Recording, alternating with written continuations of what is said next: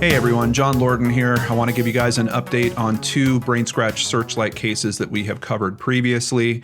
Starting with the Sam Davis case, you might remember that his mother, Carol Mejia, came onto the channel for an interview, and here we see a photo of her, very emotional. And I hear pretty often from people that are concerned about her. She's been going on Facebook and doing Facebook Lives, and she is in a lot of pain. And here at Fox 46 Charlotte, we see mother of missing man on the edge after skeletal remains found in Iredell County.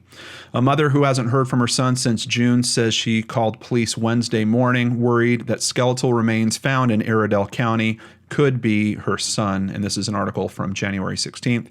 Carol Mejia, who lives in Iron Station, says scares like a body being found are just some of the fears that she faces every day.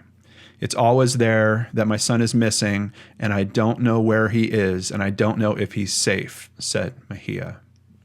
So I just wanted to call this case to your attention again. I'll have a link to the original episode of Brainscratch Searchlight down in the description box below so you can check that out. I'll also have a link to the Facebook page for Find Sam Davis, as well as the GoFundMe, which we have donated to previously, but if you are so moved to, please consider donating and helping Carol with all the search efforts. She really needs it. And outside of that, you might want to reach out to her through the Facebook page just to give her some well wishes and keep her supported. She really needs all the support that she can get right now. Speaking of support, we've got a family that has part of the answer. They at least now know where their missing son is, but now there's a whole bunch of new questions that come with that, and I'm talking about the family of Thomas Brown, who you can see in the picture here. Thomas Brown is a case that we've covered previously on the channel. This is a case that I've spoken to Philip Klein about, even outside of the channel. I've really been in as close contact with this case as I can be. This is one that I really want to see justice come to. It really feels like a foul play situation to me. But now we do find that his human remains have been found.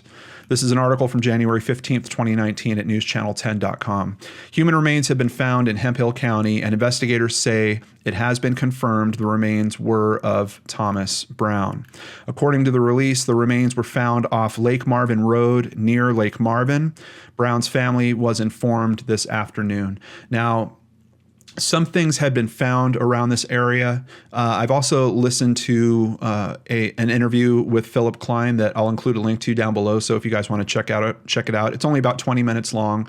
But one of the most important questions that is addressed is, did you guys search this area? Hundreds of people went out searching for him. And Philip's answer to that is basically, we were targeting the area where we were finding items that we know belong to him. This was an area we had considered, but it was basically next on our list, and we just hadn't gotten to it yet. Brown's family was informed this afternoon. News Channel 10 reached out to Brown's mom, Penny Meek, who said, "We just need prayers." The release continues saying the remains were found by a person who heard the call from law enforcement and the investigators asking everyone to keep a watch on Lake Marvin Road. And I just want to call this out. This is the perfect example of community helping law enforcement, the private investigators helping by letting the community know what they should be looking for. And here's just yet another case where we have the remains have been found. They weren't found by law enforcement. They weren't even found by the private investigators, but due to their work, due to their ability to communicate their needs and where we should be looking, the public was able to act on that and to help them find Thomas. And I also want to echo Philip's sentiment, which he really tries to nail at the end of his interview. He really wants to thank the population of Canadian for being so supportive of their efforts. And this just goes to show it. We need cooperation between private citizens, law enforcement, sometimes private investigators. If we can all work together, we can make good things happen. Now, what I'm really hoping in all this, and I've been talking to several brain scratchers that have been reaching out to me about this case, I hope that they found more evidence along there with him, and I hope that evidence is going to help lead them to the conclusions. Canadian is a very small town, so we've got a pretty small pool of people to look at. I'd be very surprised if Philip hasn't already interviewed, or one of his team hasn't already interviewed someone related to what happened to Thomas. And what's unfortunate for that person, and I know this is a weird place to kind of take this conversation, but in terms of bargaining chips that person had, they just lost a major one. You know, I see enough of these cases to know that if someone goes to law enforcement before a body is found, they are awful. They are awful. Was that a Freudian slip? They are often able to make some type of plea deal arrangement to lessen their sentence, usually for showing where the body is. Well, now, if someone did do this to Thomas, which I kind of believe did happen, that person has lost a significant bargaining chip that literally could have taken possibly decades off of their sentence. Does that mean that all of their bargaining chips are out? No. I do still think that if that person was smart enough to come forward and to engage law enforcement and provide them with the answers that they're looking for, I still think that some leniency could happen there. I don't think it would be the same as if they would have come forward a week ago before his body was discovered and actually come forward with that information. But I do think there's still some leniency there. I don't know the mindset of this person. I don't know the age of this person, but it just seems to me that if I was in this person's shoes, I would be struggling to do the right thing here. Come forward, explain what happened, tell your side of the story, and pay the price for what you did. And I think maybe that price would be a little bit less. But if this person's just going to be on the run and completely try to hide from this, I know by the time law enforcement gets to them, there are going to be no considerations at all. They're probably not going to care much about what that person's story is, and they're going to get the maximum sentence. So I'm hoping that this person might find a little bit of their humanity and honestly do what's best for them as well as for the families that are affected by this, and come forward and be honest about what happened. But I don't know if we can truly expect that or not. It really depends on this person. So I did want to share a little bit more of what Klein said. I found this other article over at ktxs.com. Officials are asking folks to stay out of the area of Lake Marvin Road. If you think you might have helpful information, authorities are urging you to call and report it instead. And that's another thing that came up in Philip's interview. He's saying that tips are now coming in now that this is kind of hitting the news again. I guess there was a podcast that was just released about this case recently as well.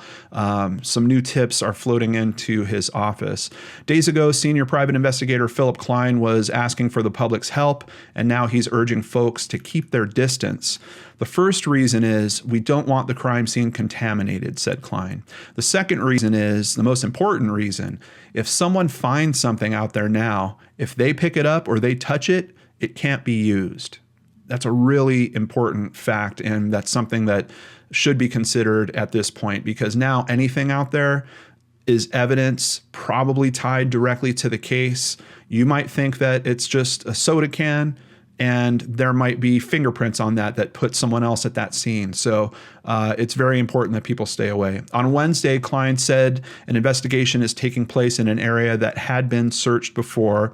We've always been focused on Lake Marvin Road, even before that backpack was found, even before the massive search was done with, 300 to 500 people walking the line. Klein said his team had not had the chance to look in that one particular spot, the same spot where Thomas's remains were found. We just hadn't gotten to that secondary search site yet. Klein said tips from the public helped his team realize Lake Marvin Road would be an important place to look. The kids at the high school kept telling us, he's out there. We know he's out there, said Klein. That's where everybody goes to build a bonfire or drink a beer.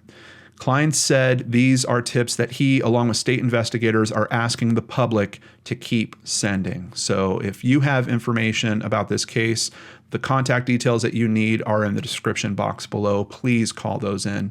And over at myhighplains.com, we see that there is a memorial planned for Thomas Brown. Family and friends are invited to a memorial service for Thomas Brown on Saturday, February 2nd at 2 p.m. in the Canadian High School gym. The Facebook group Moms for Tom is encouraging classmates of Thomas to please join them for a day of celebration of Thomas's life and a day to begin healing. And I truly do wish that those close to Thomas will take that opportunity to just slow down. I know that now there's a bunch of questions about what happened to him, who could be involved with that, but really to just put those out of mind for a period of time. Remember all the good memories that you have with Thomas and celebrate his life and just take some time. Those questions, I do believe they will be answered. Is there more work that has to be done with that? Yes. Is it going to take more cooperation between the public, law enforcement, the private investigators? Probably. And seeing what has happened so far, I'm fairly confident that that can continue and that we can see justice arrive in this case if that truly is needed. Thank you guys so much for joining me on this special Searchlight update. Please take care of yourselves, stay safe, and I will see you back here on the Lord and Arch channel.